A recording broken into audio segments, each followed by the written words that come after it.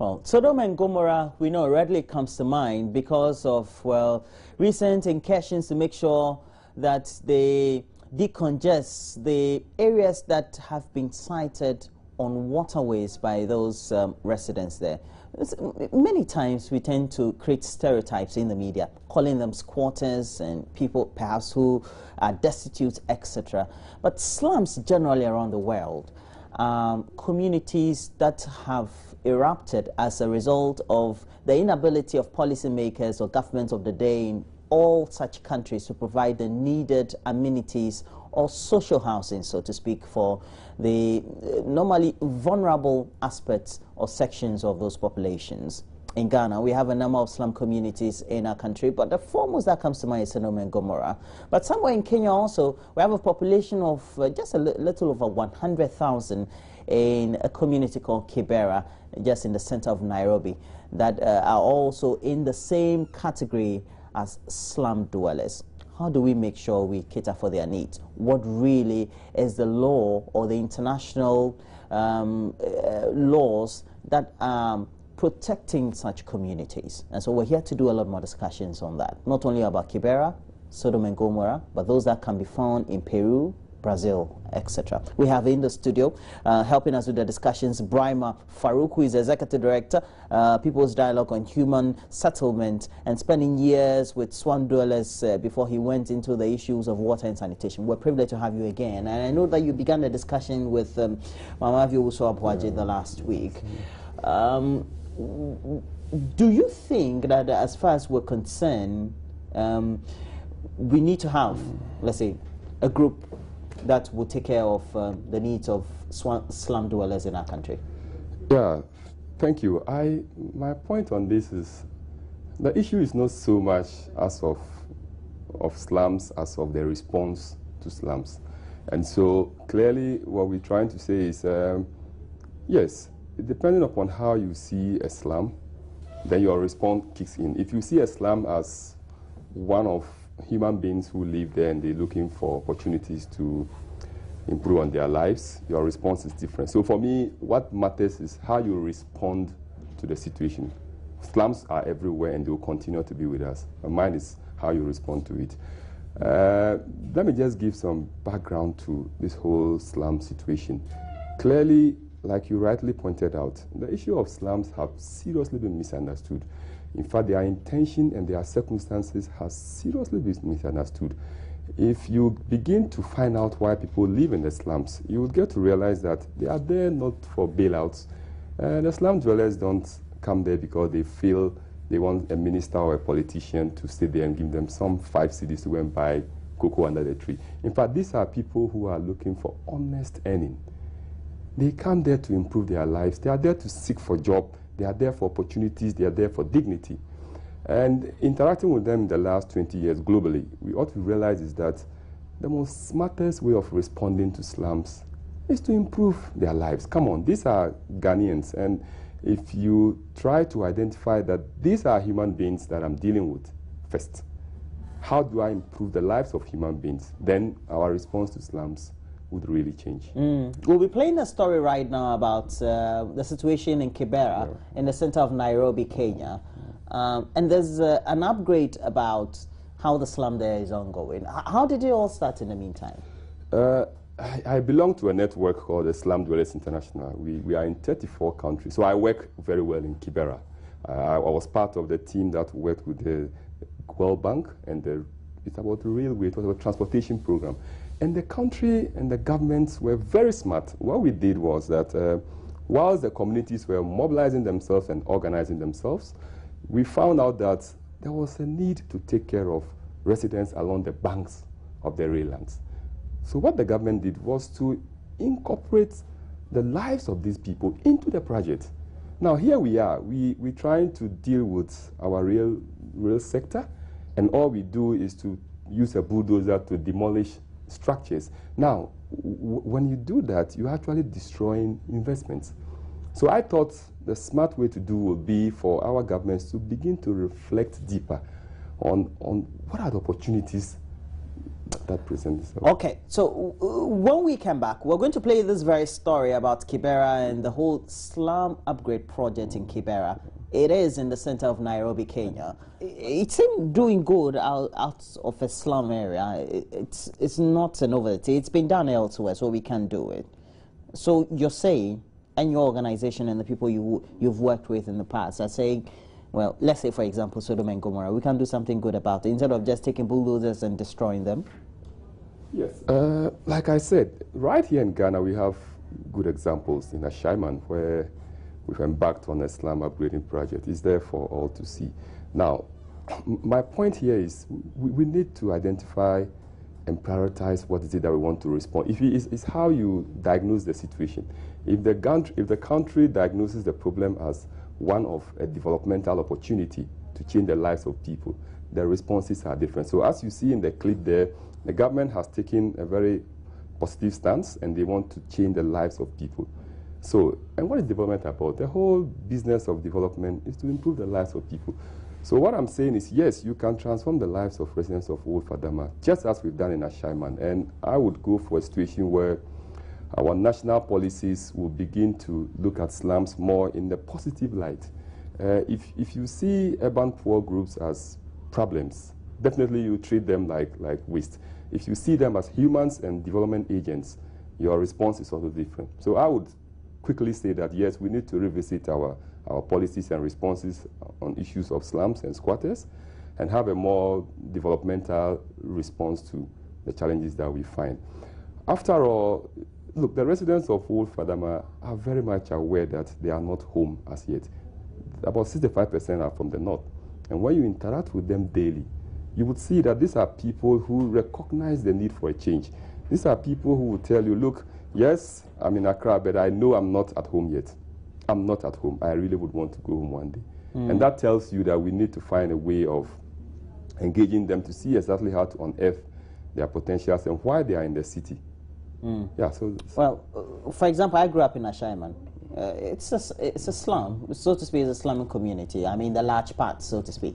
At the end of the day, there are issues about the attitudes of us, perhaps the way we react to basic sanitation and hygienic practices, the way also we react to getting access to health, but also education that ultimately will influence every facet of our lives. So where does it, do I need people to come in and change my community? Is that what you're saying? That people should come from the outside and do the change in the community? There are different stages and different types of slums. We need to get that right. Depending upon the type of slum that we're dealing with, we have slums that are purely indigenous settlements.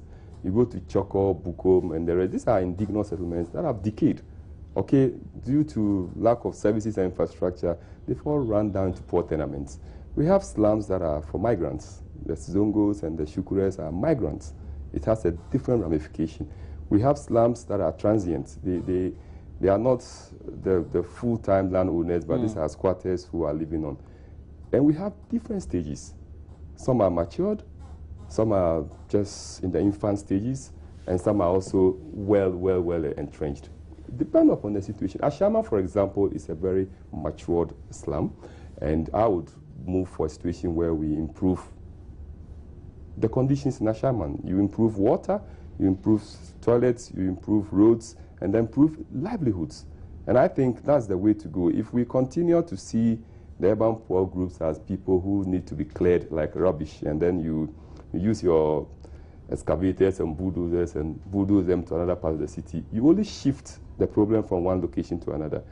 And I think the discussion should be looked at in a much broader sense. Who are we dealing with? Are we dealing with Ghanaians? Are we dealing with people that want to see their lives improved? Or we are dealing with people that we feel are not needed or wanted in Accra or the city, so we want them out? Once you answer these bigger questions, then you are able to fashion out a solution that works best for you. Using bulldozers to clear people's long and life investments doesn't really go down well with some of us. Here's a country where we have over 1 million backlog of housing shortage. Now, my question is it prudent to continue to increase the number of homelessness? If people don't have homes and the country is already down with housing, and then you continue to destroy homes, I think that's not the best way to do. So we are proposing that let's have a dialogue, let's engage ourselves more, let's try to interrogate the policies, the systems, the laws that delivers houses, which has rendered people homeless and in slums. And I think that's where we should. Yesterday, I was just reading about slum communities. For example, you go to Jakarta, is there. You go to Peru, you go to Mexico, it is there. You also go to India, Philippines, Argentina, wherever you can find. You have a list of them. Brazil, of course, is the most famous one. And riddled in there are gangs who perpetuate gang violence, drugs, issues of prostitution, etc. With all that very stereotyping about slums, how do you do the reconstruction, not necessarily wiping away communities and families, etc.? I like the word stereotyping. Yeah, clearly these are stereotypes. Yes, because I grew up in a community that's related to slums. So when you say you come, even way back from school, they're very skeptical about how you are, how you can be, and things like that. So like I said, it's not always the case that slum dwellers are people who have all these vices concentrated in those areas. It's not true at all. Just like any other settlement, the East Lagons, the Jowulus, the cantonments, in fact, we have deviants and people who want to misbehave. Well, those are minute as far as the numbers compared to the slums. I mean, we have to be realistic. It's the densification. And what I have realized in the last 15 years or so, working in slums across the globe, that kind of picture is not really true. These are people who are really, really out there to work. About 95% of residents of Old Fadama, they work. They earn a living.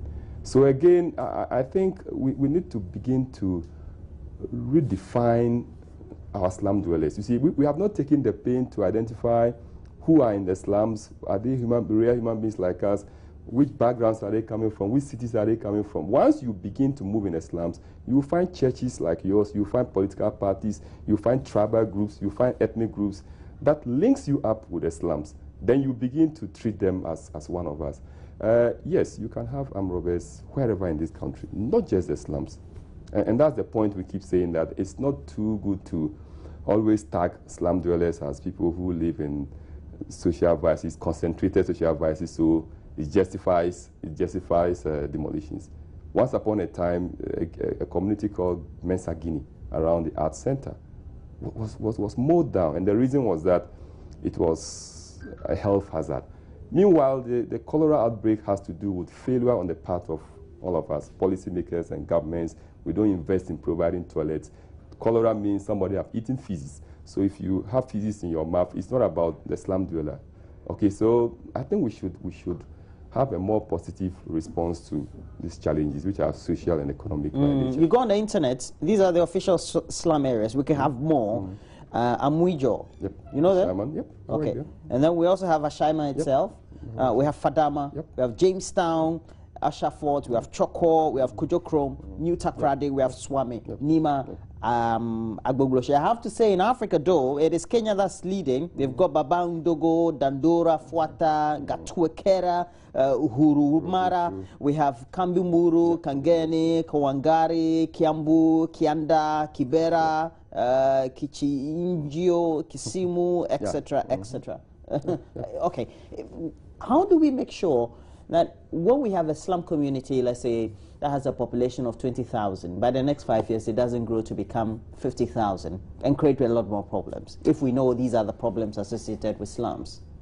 See, generally, these areas that you just mentioned, fortunately, I've been there. I'm working in Kenya currently. And what we find is that it's just the response that you give to these kind of challenges. One, we're looking at a situation where the UN Habitat and the government of Ghana, we have this nice working arrangement where we've worked in Amuijo. So Amuijo is one area that you can proudly say that we have a slum upgrading project going on there. Unfortunately, we are not consistent with our responses. Now, as a country, if we choose to go that way, let's deepen that experience. If we feel we are in a situation where we want to upgrade stands, I don't see why in one city you adopt slum upgrading, then just in another city, you adopt demolitions and destruction. So I think we should harmonize and compare our notes well, and then pick the good ones and move with them. Globally, what we have tried to do is to have a situation where, first, you contain and improve the current slums as they are. Second, you prevent the recurrence of more slums, but being futuristic. How do you plan to receive the new migrants in your city? In fact, this is a country, like other African countries, we are not planning for the urban explosion. The people are here with us, and we just don't care where people live. So you're saying no matter what we do, we would have them. Rural-urban migration will be there stop. Because Ghana is developing. And the faster we're developing, the more likely we're to see a lot more people migrate. You need to plan. And so we are not planning, we are not investing, we are not creating an environment. Do we have a migration policy? We should. I think we have one. I do have one. But you see, it's not so much of that. We have too many policies, my brother. And for us, it's not about the policies. It's about allowing the decentralizing system to work. This is the only few countries where you find the city authority that has no role in where people sleep. Come on. How can you run a city and you don't care where people sleep? I don't get you. You want them to be provided with homes? No. Social housing is not something that we do largely in parts of Africa. Exactly. But you see, because it becomes a burden on the taxpayer. That's the point. That's one of the misconceptions about housing, right to housing. Right to housing doesn't mean you provide houses to people. No. Right to housing means that you are not allowed to do certain things that takes away housing. For example, evictions. Okay, right to housing means that you don't demolish my house without a court order. Right to housing means that you provide policies that allows me to build my own home. Right to housing means that you don't just move into somebody's property and destroy their home. We are not saying government should build. No. What we're saying is that the city authority must be interested in how it houses its residents. For example, whilst I was driving here, you would find as early as 4:30 a.m. those who clean the streets, then the shoeshine boys, and all the people who work in our ministries. Have we bothered where they sleep? We don't care. You have laborers, you have construction hands in this country. Any of us here have a house boy and house watchman and security men. Where do they live at night? If you have a country where the housing situation is so bad, lands are so expensive, where do you expect the poor to live? So our take is that all is not lost. Let's begin to see the issues of urban poverty as an opportunity to transform people's lives wherever you find them. The question here is that it doesn't matter where they live. There are certain rights that are mobile. Education, health, freedom from property are all mobile entitlements. It doesn't matter if I live in North Fadama, doesn't mean that I shouldn't be extended the courtesy of health insurance, for example. If I live in Old Fadama, doesn't mean that if there's a school feeding program for the poor, I shouldn't benefit from it. We are dealing with human beings. Why don't you put humans at the center of development? We've heard that many and many times again. The UNDP has published Human Development Index and reports since 1990. And each year, it focuses around human development. So if you were to place humans at the center of development projects, for example, it would be difficult for you to wake up one fine morning and then begin to destroy people's lives and property. So I think it's more about changing our approach to issues of poverty. In areas that you've worked elsewhere in Africa, and what perhaps has been undertaken in some way in Ashima, what is done? We just go, we try to reconstruct houses, or we try to do what within the general milieu or context of what the lack of infrastructure thereof or is in the community? Depending upon the type of the slum, I keep saying this, because land tenure is so critical. The 5 basic elements of if you meaning what the land belongs to somebody, and so you need to make sure you have adequate acquisition. So if it's a squatter settlement, we have squatter settlements, we have slums, we have informal settlements. If it is a squatter settlement, it means that they don't have title to the land. So you can have a squatter slum. In that case, they don't have title like Old Fadama, and at the same time, they lack basic services like water, sanitation, and they are overcrowded. I see. Now, in a situation where you have a squatter slum, you begin with land tenure situations. How do you regularize tenure for people? You could be a community trust for the land, and then you take it up. Now, if it is not a squatter slum, then what you do is that you begin to mobilize the people around the issues. Fortunately for us, slum dwellers have worked and responded at 2 levels, either proactive or reactive. They are not sitting idle. They are mobilizing themselves, they are learning, they are working. The Ghana Federation of the Urban Poor, for example, is an urban network of savers who are constantly learning and mobilizing themselves to change their lives. You engage communities around providing some support. In fact, let me say this on record, that the urban poor people do not want to free ride. They pay for the places they sleep in. More than 60% of residents in North Fadama, they rent. Now, what does it tell you? If you have a city that has a problem where people want to rent and they can't find rental accommodations, why don't you provide rental units? In fact, businessmen should take up this as a challenge. If people want to rent and they can't find affordable houses to rent, they will create for themselves. And so in our development work that we do, we keep saying that if you don't provide for the poor, they provide for themselves. We have on the line Dr. Eric Obeng. He's the Dean of Studies, the Institute of Local Government Studies, based at Medina here in Accra. Well, it depends on how you want to do the geographical location, almost close to American House, so to speak. That's just give it a nice name, out of the main substructures of Medina into East Legon areas. A very good morning to you, Dr. Obeng. Now, do we have a migrant policy? I'm talking about because we're developing. Do we have a policy that would take care of rural-urban migration or drift, so to speak? Dr. Osai? Oh, we seem to have lost him. We'll have to get you back on the line, Dr. Osai, if you're listening to us. But it's an issue that we have to address, because I'm just about speaking to him because of where his area of speciality is. We have various structures we call local government structures, district assemblies, metropolitan, etc. Do they have any recognition that their communities could be hosting some of them, especially those that are up the ladder, more developed than the others? Yeah, I'm happy you want to speak to Dr. Say he can throw more light on that. But generally, there's a problem with our Local Government Act. The Act forces to make provision for the local government the district assemblies to be interested in human settlements. But there is no specific mention of housing. Now, our challenge is that, I'm aware there's some work going on, he can discuss, but my point is that if you have a local government institution where we don't spend time and planning around where people will live when they come into Accra, definitely you're going to have these kinds of challenges at your head. We know again that the land tenure situation in Accra makes it more difficult. Land doesn't belong to the state, land belongs to families. And so we have Dr. Eric Obeng. He is the Dean of Studies, the Institute of Local Government Studies, Medina here in Accra, on the line. Now, we know that we have a local government system at 546, or the act that controls the whole structure of the local government system in our country. It's supposed to make sure that we do the incorporation adequately. We have rural-urban drift of migrants. Do we have a regulation that is taking care of how they are settled and how they get to resettle into the communities in which they come? Hello. Good morning, sir. Did you hear my question? Yeah, I did. Good morning to your viewers, and I'll say good morning to my brother Farouk. Oh, you know him. All right. Yes, I know Farouk.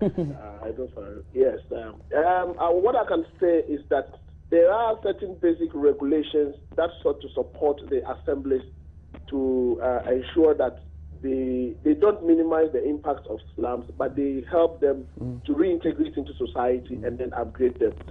Let me say that the issue of slums is not something that can be treated as a blame game. You don't have to blame the slum dwellers. You don't also have to blame the government. But I would blame local authorities because when they saw the slums springing up, they did nothing about it. They allow it to get to a point, and when you allow it to get to a point, there are certain rights that are accrued to the people. You don't just go in and throw them out or demolish the place. What you do is, one, you have to do a baseline survey. Two, you have to look at who and who are there. Three, you have to look at the impact if you are to pull down their structures or, as it were, sack them. And if you don't do all of this, and you take the law into your hands and you pull the structures down, question then is, where are they going? What do you expect them to do? Because these are also Ghanaians, remember? They also have to live. So I have not seen a national migration policy. But I know that as a nation, we have an urban policy. But the question that we need to ask ourselves is that have we sat down to ask ourselves why these slum dwellers every now and then decide to come to the capital city? It means we are not doing something right to develop their various areas, which we call the rural areas, which would entice them to live in their areas or their communities rather than moving into Accra. Secondly, if they move into Accra, what kinds of structures do we have to make sure that people who come in are able to properly settle in legitimate places?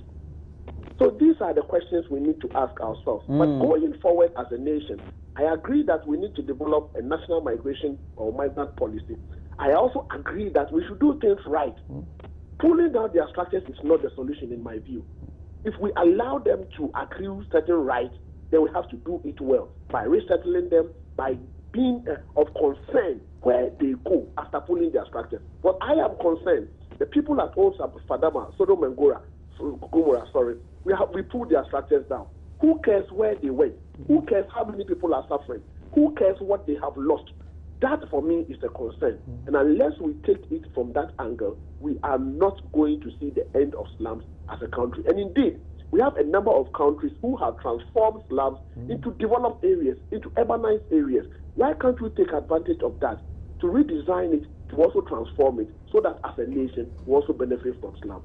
We all do understand your point. Now, especially in countries like, you take Bogota, for example, and some of those cities, you take parts of Rio and Sao Paulo, etc., where we have those notable slums around the world.